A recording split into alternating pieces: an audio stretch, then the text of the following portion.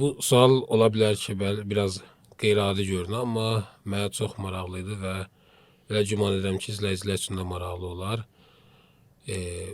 Bir Azərbaycanlı şəxs kimi siz bilirəm ki, Şəhid İmam Xamneyi ilə özünüzdə yaxından ziyarətiniz olub və yaxından ziyarət edibsiz.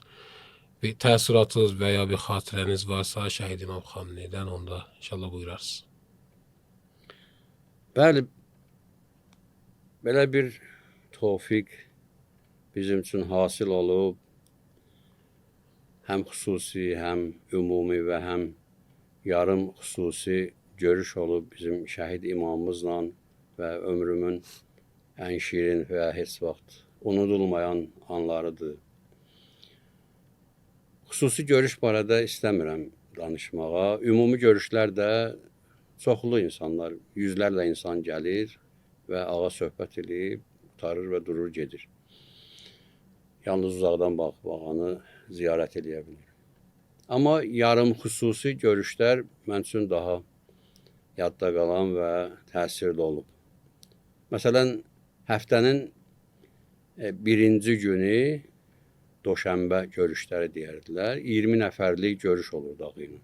Ağa başda əyləşirdi və uzun mizin sağında solunda 10 nəfər əyləşirdilər və hamısının qabağında mikrofon olurdu. İştirakçıların hər biri 2-3 dəqiqə danışırdı, ağa yekun söhbət edirdi. Bu görüşlərin birində mən İslam Partiyasının sədri mərhum Hacı Əlişram Əliyevlə bircə getmişdik. Daha doğrusu bu görüş mərhum Hacı Əlişram üçündür və mən onunla bircə getmişdim görüşə.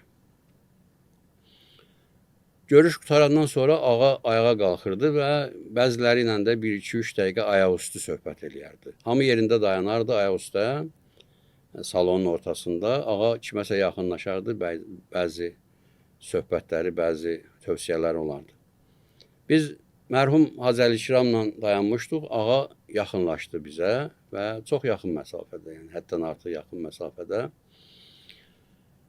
Hacı Əlişrama xoş gəldin dedi və buyurdu ki, mənim xəbərim var idi sizin həbsxanada çəkdiyiniz işgəncələrdən, çətinliklərdən mənə çatdırdılar və mən sizi dua elədim. Və bir növ ürək-dirək verirdi ki, bu zəhmətlərin, bu məşəqqətlərin, bu işgəncələrin əvəzini Allah Teala qiyamətdə sizə qaytaracaq. Elə ağa bu cür söhbət edirdi. Söhbət əsnasında mən ağanın can güdənindən elə işarə ilə icazə istədim. Ağanın o terrorda şikəst olan əlini istəyirdim, ziyarət edim. İcazə vermək istəyirəm. Başa saldım ki, mən nə eləmək istəyirəm ki, ağaya qəfil icazəsiz yaxınlaşmaq olmazdı. O başa düşdü və ağanın həmin əlindən öpdüm. Bu böyük bir tövfiq idi mənim üçün. Bu iştirakçılardan, qeyd etdiyim 20 nəfərdən 1 nəfər qadın idi, 19 nəfər kişi idi. Ağa söhbətini bitirməmişdi, hələ danışırdı. Birdən o qadın 5-10 metr fasilədə dayanmışdı. Bəkdən dedi ki, Cənab Ayətullah Xameneyi. Ağa bir də döndü, baxdı buna. Farsça dedi ki, be əqəlliyyətəm təvəccüh befərmayid. Azlığa da diqqət yetirin. Yəni 19 nəfər kişidir, ağa kişilərlə danışır. Deyir ki, burada mən tək qadına, mənə də diqqət yetirin, mənim də sözüm var. Ağa tez bizdən xudafisləşdi, getdi xanıma tərəf, mən də getdim. Ağa getdiyicə mən də getdim onunla. Ağa dayandı o xanımla üzbəüz. Başa düşdüm ki, o xanım mədrəsə, məktəb tikən xeyriyyətçilərdəndir. Məncə 100-cü mədrəsəsinin məktəbini tikmişdi və ona bir hədiyyə olaraq ağa ilə görüş vermişdilər. Dedi ki, ağa, bu 365 gün il ərzində müxtəlif münasibətlər var. Bir gündə təyin eləyin mədrəsə, məktəb tikən xeyriyyətçilər günü. Ağa buyurdu ki, maraqlı təklifdir və mən bunu əlaqədar təşkilatlara və şəxslərə çatdıraram ki, araşdırsınlar və mümkün olsa bu gün müəyyənləşsin bizim təqvimdə. Bu qadın etiraz elə, dedi ki, ağa, çatdıraram nədir ondan sonra bu məsələ onlar fikirləşsinlər, araşdırsın. Siz əmr eləyin ki, bir günü müəyyən eləsinlər məktəb tikən xeyriyyətçilər üçün. Ağa buyurdu ki, yox, mən bu işi görə bilmərəm. Mən onlara bu məsələni çatdıraram, tövsiyə eləyərəm, təkid eləyərəm ki, araşdırsınlar, məsləhət olsa bu gün təsdiq olunsun. Bu yenə qayıtdı ağaya dedi ki, ağa bu nə sözdür? Siz işarə ilə söz olar böyük məmnuniyyətlə bu günü təyin eləyəcəklər, qutarıb gedəcək. Ağa buyurdu ki, doğrudur, elədir. Mən desəm onlar bu işi görərlər, amma bu iş düzdür. Bu mənim səlahiyyətimdən xarici işdir. Mən ayrı adamların işinə müdaxilə eləyə bilmərəm. Hər kəsin öz işi var və o adamlar öz işində qərar çıxarıb həyata keçirməlidirlər. Mənim də öz işlərim var və mən digərlərin işinə müdaxilə eləyə bilmərəm. Sadəcə çatdıraram, tövsiyə eləyərəm və təkid eləyərəm ki, bu mümkünsə mühüm bir məsələdir. Bu məsələ məni çox təsirləndirdi və ağanın haqqında çoxları iftira və böhtan yağdırırlar ki, diktator deyirlər və ağanı bu ölkənin bir növ şahına bənzədirlər ya padşahlar kimi tərsim eləmək istəyirlər. Ağa nə qədər diqqət yetirir, sadə bir şeydə təqvimində bir gün təyin eləmək. Ağa bura qədər bu məsələni nəzərə alır və deyir ki, bu digərlərinin işidir, mən bu məsələyə müdaxilə eləyə bilmərəm, sadəcə tövsiyə eləyə bilərəm. Və mənim üçün çox gözəl xatirə oldu bizim rəhbərin rəftarında və onun idarəçiliyində. Şəhid İmam Xamneyinin rəhbərliyi haqqında danışanda, daha öncəyə baxanda, hətta inqilabdan öncə bəzi öncələnliklər olub və bəzi böyük şəxsiyyətlər onun gələcəkdə rəhbər olmağı haqqında sözləri var. Misal olaraq Ayətullah Bəhaüddini ya Ayətullah Behçət kimi böyük şəxsiyyətlər və alimlər inqilabdan öncə və ya İmam Xamneyinin rəhbərliyindən uzun illər öncə onun ümmətə rəhbərlik etməyi, ölkəyə rəhbərlik etməyi haqqında sözləri və kəlamları olub. Siz də bu haqda bir bildiyiniz varsa buyurarsınız. Bəli, əlbəttə mən də eşitmişəm bu barədə. Hətta bəzi kitablarda da oxumuşam. Müxtəlif münasibətlərlə bağlı ağanın rəhbər olacağı məsələsi haqda. İstəyirəm amma ağanın özünə aid olan məsələlərdən bir ikisini xatırladım. Bu daha yerinə düşərdi.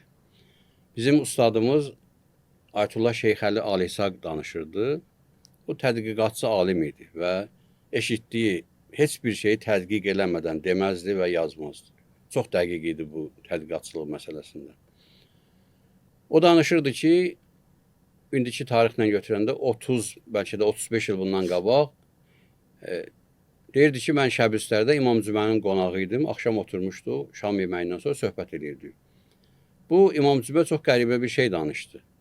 O Məşəddə təhsil almışdı, ağanın şagirdlərindən olmuşdu.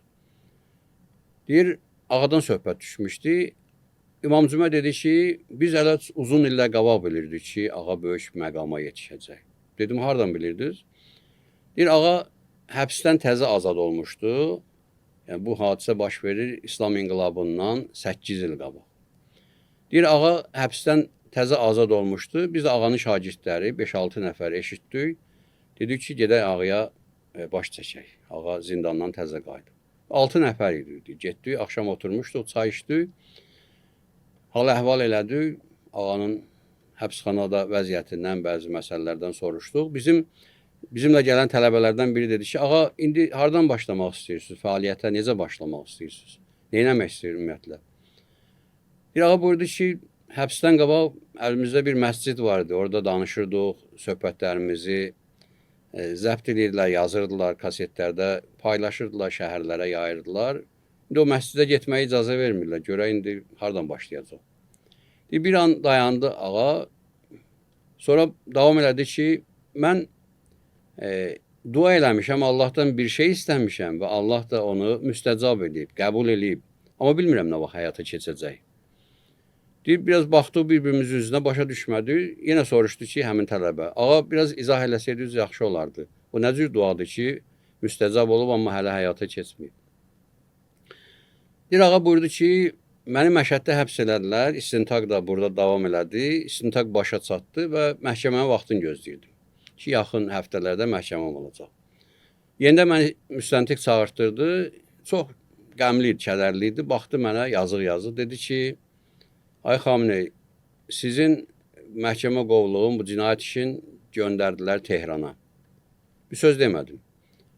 Dedi ki, Savak İranın o vaxtı təhlükəsizlik təşkilatı idi.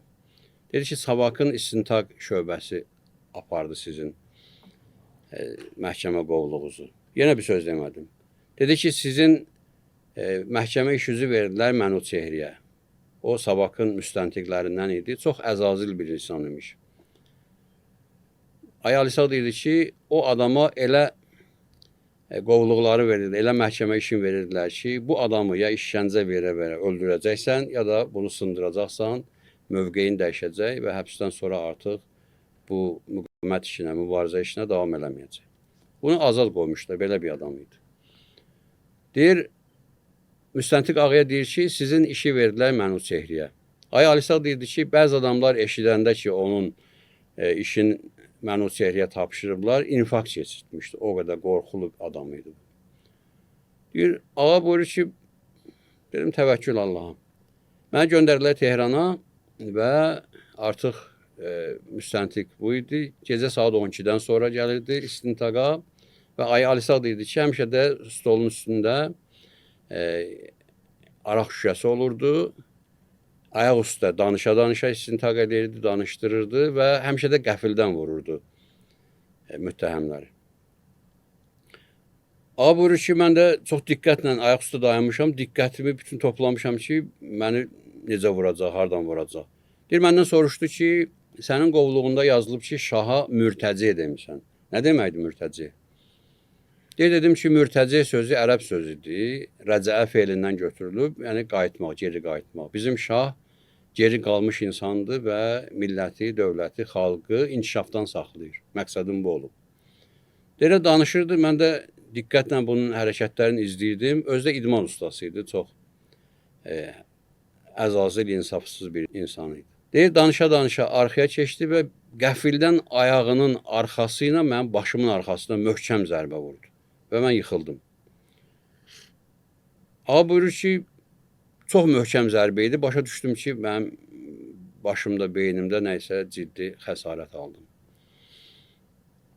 Başım gicəllənirdi, beynimdə çox qəribə səslər var idi, amma özümü toparlayıb ayağa qalxdım. İstəmirdim bunun qabağında yerə yıxılmış, sərilmiş vəziyyətdə qalım.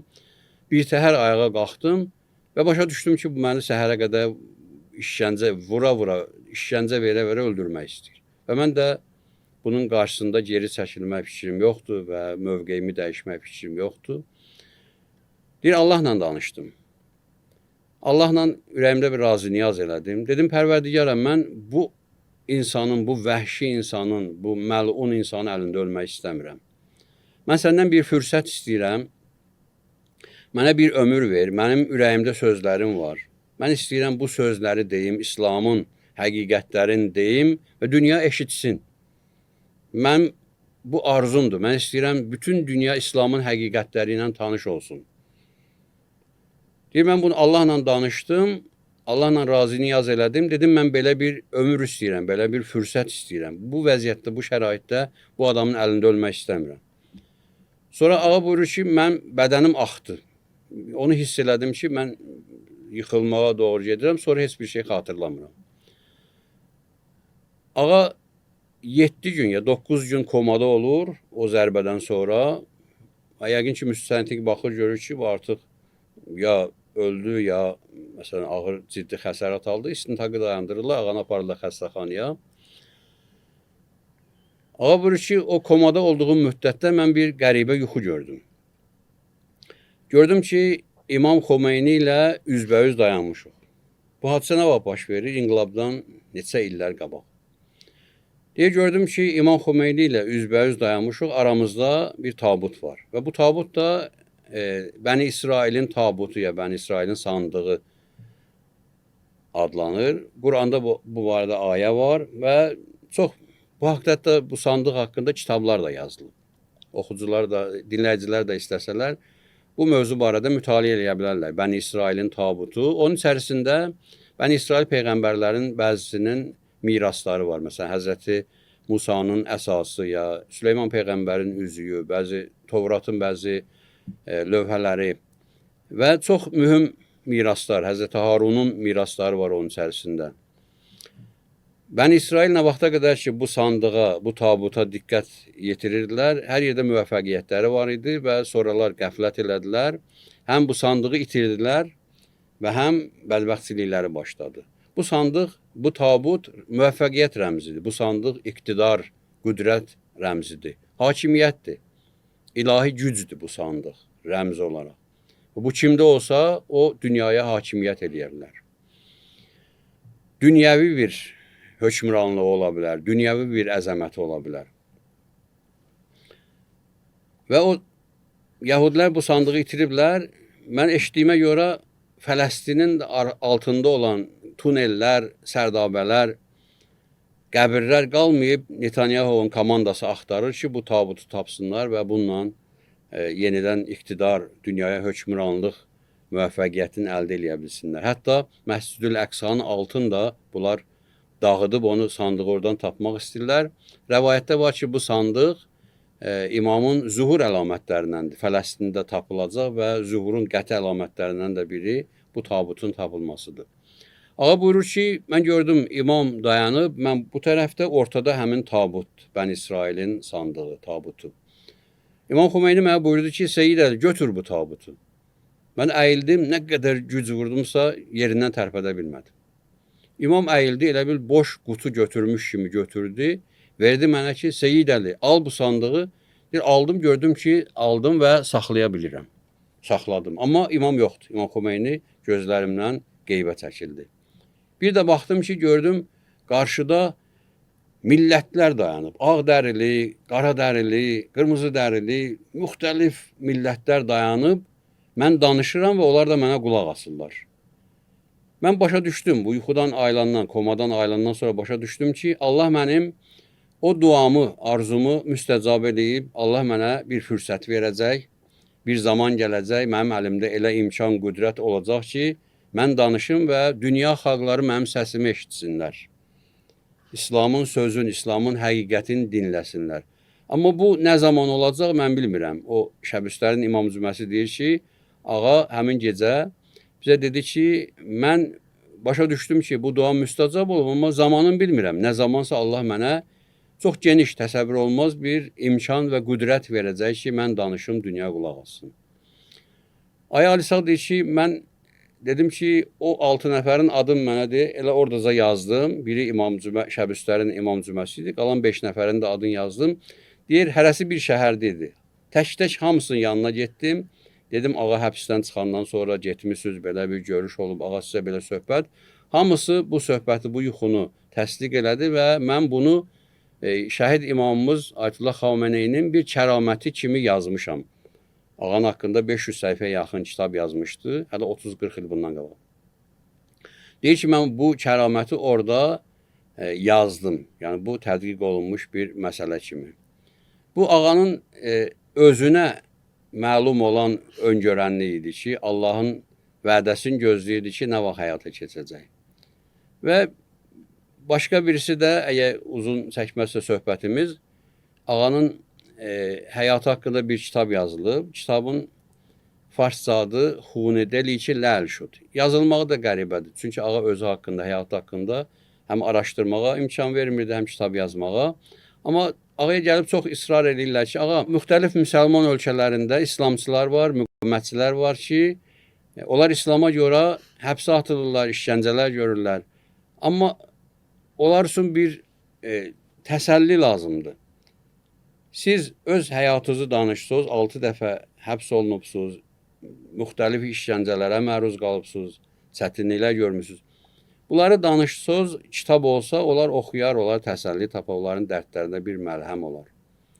Deyir, ağa qəbul elədi, eşitdi ki, məsələn, xarici ölkələrdəki müsəlmanlar bu kitabdan təsəlli tapa bilərlər, ağa razılaşdı. Buyurdu ki, onda bu kitab, mən ərəbcə danışacağım, bu kitab ərəbcə yazılsın, İranda istəmirəm bu kitabı çap edib yayasız. Yəni, öz həyatı haqqında təbliğdir. Razılaşdılar, ağa ərəbcə danışır. O kitab bizim dilə də tərcümə olub, 5-6 adla çap olub. Haqqın vədəsi, sən Yusuf olacaqsan, həbsdən həbsə, mirvariyə dönən ürək qanı müxtəlif adlarda, müxtəlif ölkələrdə çap olub və dinləyicilər bu kitabları tapıb oxusalar çox yaxşı olar. Ağanın həyatından çox yaxından tanış ola bilərlər. Ağanın mübarizə illəri, həbsxana illəri haqqında çox maraqlı əhvalatlar var. Bu kitabda ağa bir yuxu danışır. Deyir ki, mən hələ ata evində idim, ailə qurmamışdım. Yuxuda gördüm ki, İmam Xomeyni dünyasını dəyişib. Bu hadisə nə vaxt baş verir? İnqilabdan 10 ildən də çox qabaq bəlkə də. Deyir ki, yuxuda gördüm ki, İmam Xomeyni rəhmətə gedib və İmam Xomeyni bizim ata evindən dəfn mərasimi başlayır və aparırlar imamı dəfn eləməyə. Çox dəqiq yuxu idi, amma buyurur ki, çox dəqiq xatırlayıram. Kimlər var idi? Hətta məsələn, bu mərasimdə bəzilər gülürdülər, mən narahat olurdum ki, imam dünyasını dəyişib, bunlar necə də rahat gülürlər, danışırlar.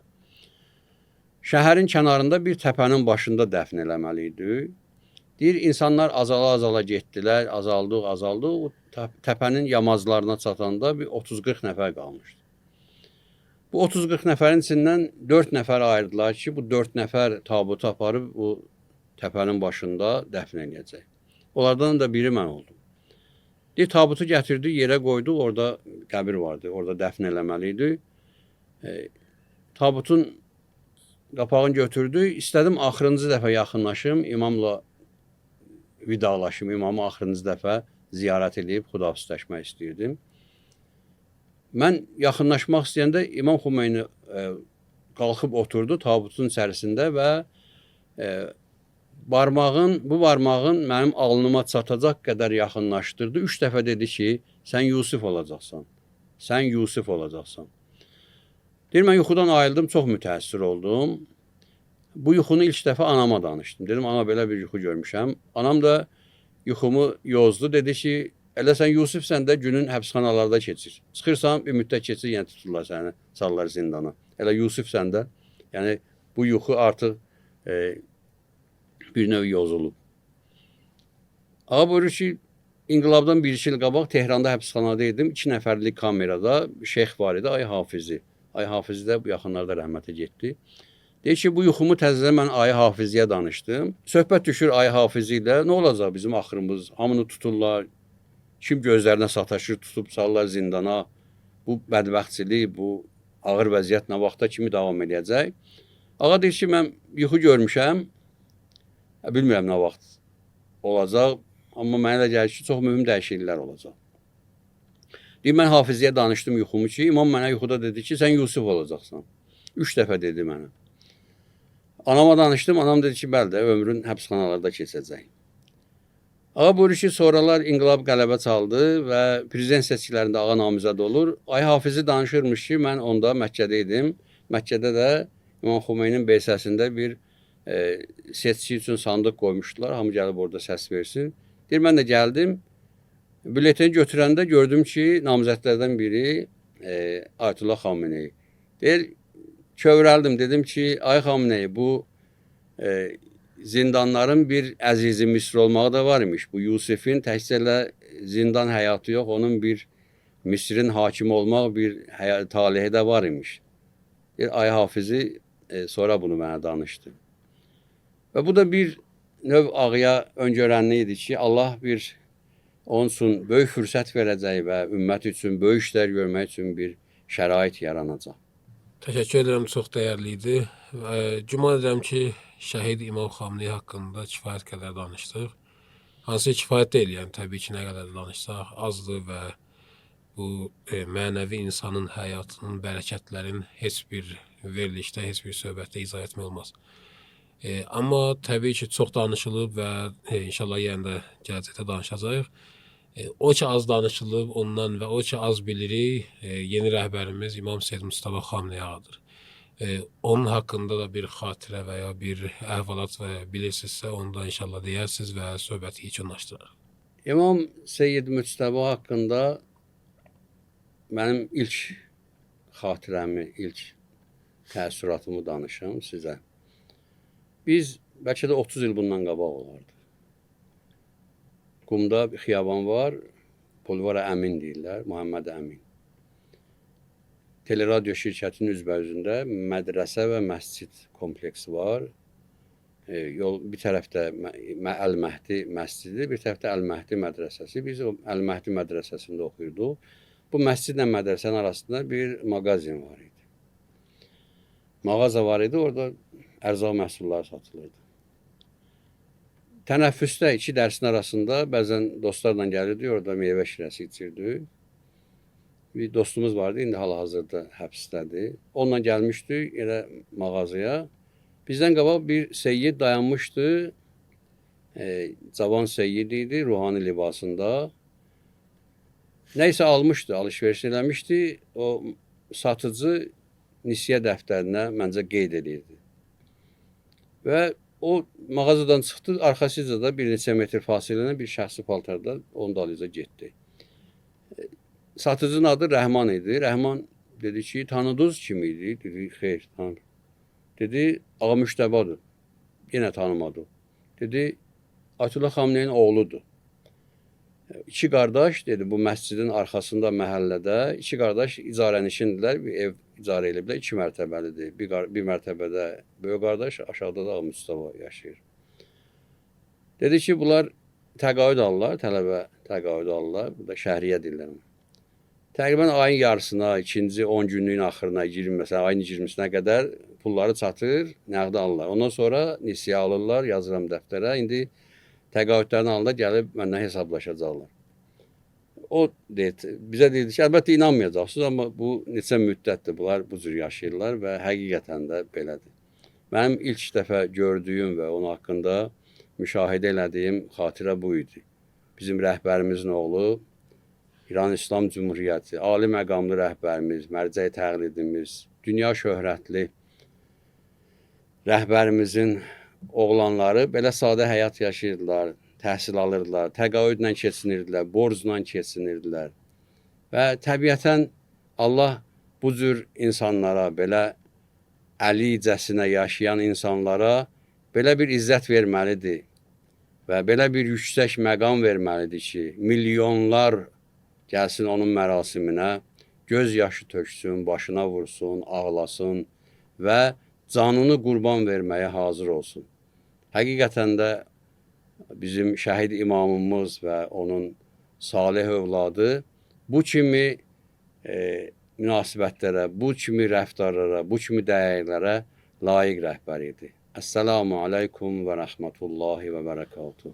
Allah razı olsun, təşəkkür sizdən. Çox faydalandıq və əminəm ki, və izləyicilərimiz tərəfindən də deyirəm ki, çox faydalı və dəyərli söhbət idi və inşallah növbəti verilişlərdə də sizin xidmətinizdə olmaq bizə böyük şərəf olar.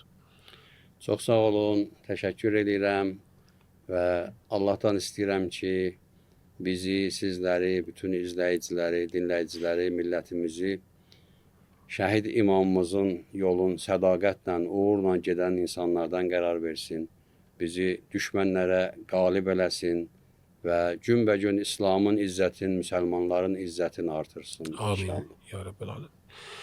Əziz izləyicilər, bu söhbət burada sona çatdı, amma növbəti bölümlərdə bir daha sizin huzurunuza gələcəyik. Əgər bəyəndinizsə paylaşmağı və abunə olmağı unutmayın. Növbəti bir görüşə qədər sizi böyük və mehriban Allaha tapşırıram. Sağ olun.